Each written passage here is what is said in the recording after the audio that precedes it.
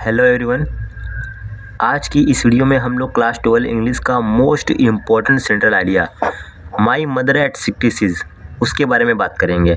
ठीक है, ये जो कक्षा 12 इंग्लिश है उसका बहुत ही महत्वपूर्ण सेंट्रल आइडिया है जो कि हर साल बोर्ड एग्ज़ाम में पूछा जाता है, यानी कि ये बहुत ही इम्पोर्टेंट है। वेरी वेरी इम्पोर्टेंट इसको बोल सकते हैं। VVI very very important central idea है माई मदर एट 66। तो इसको आप लोग अच्छे से क्लियर कर लीजिए।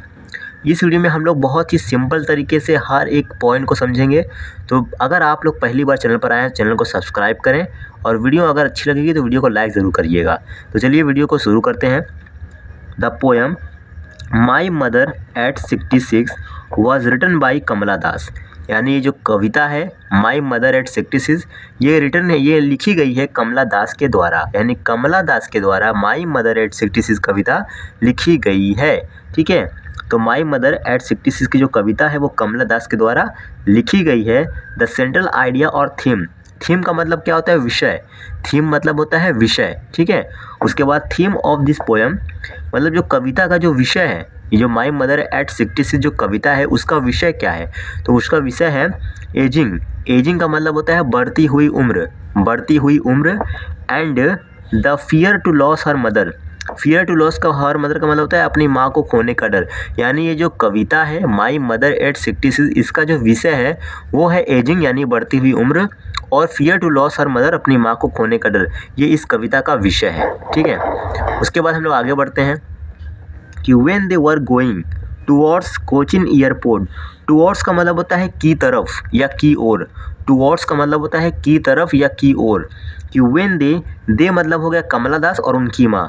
ठीक है, कि when they were going towards Cochin airport, जब वे लोग कोचिन एयरपोर्ट की तरफ जा रही थी। ठीक है, जब वे लोग कोचिन एयरपोर्ट की तरफ जा रही थी। द पोएट्स फील्स का मतलब महसूस करना, लगना। ठीक है, द पोएट फील्स दैट कवित्री को ऐसा लगता है कि हर मदर विल डाई सून, उनकी जो माँ है बहुत ही जल्द गुजर जाएंगी।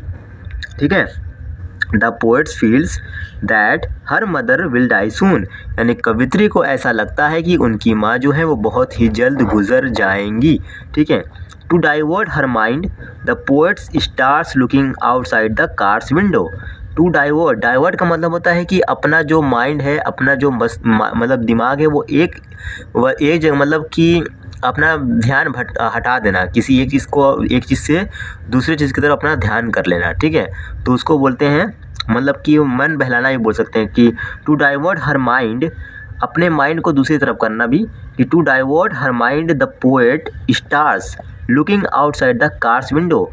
जो कवित्री होती है, ठीक है, वो मतलब कि आउटसाइड द कार यानी खिड़की, जो कार है कार के बाहर, विंडो कार की जो खिड़की है उसके बाहर देखना शुरू कर देती है।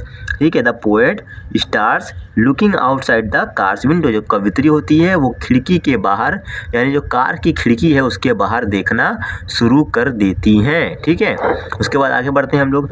The outside life is full of energy, जो बाहर की जो दुनिया है वो एनर्जी से भरी है। ठीक है, the outside life is full of energy, बाहर की जो दुनिया है वो एनर्जी से भरी हुई है। The young trees are sprinting and merry children were spilling out of their Holmes.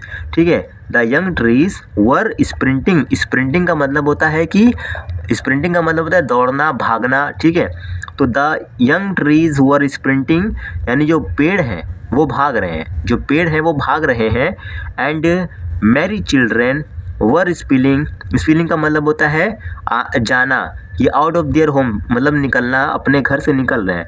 जो छोटे बच्चे हैं वो अपने घर से बाहर निकल रहे हैं। जब कवित्री कार में है, वो कार के खिड़की के बाहर जब देखती हैं तो उनको ऐसा लगता है कि जो बाहर की दुनिया है वो फुल ऑफ एनर्जी से भरी हुई है। जो पेड़ हैं वो दौड़ रहे हैं, बच्चे अपने घर से निकल रहे हैं। पेड़ दौड़ रहे का मतलब ये होता है कि अगर आप किसी भी बस या ट्रेन में बैठे हैं तो आप जब बाहर देखेंगे खिड़की के बाहर तो आपको ये लगेगा कि जो पेड़ है वो बहुत तेज़ी से भाग रहे हैं, दौड़ रहे हैं।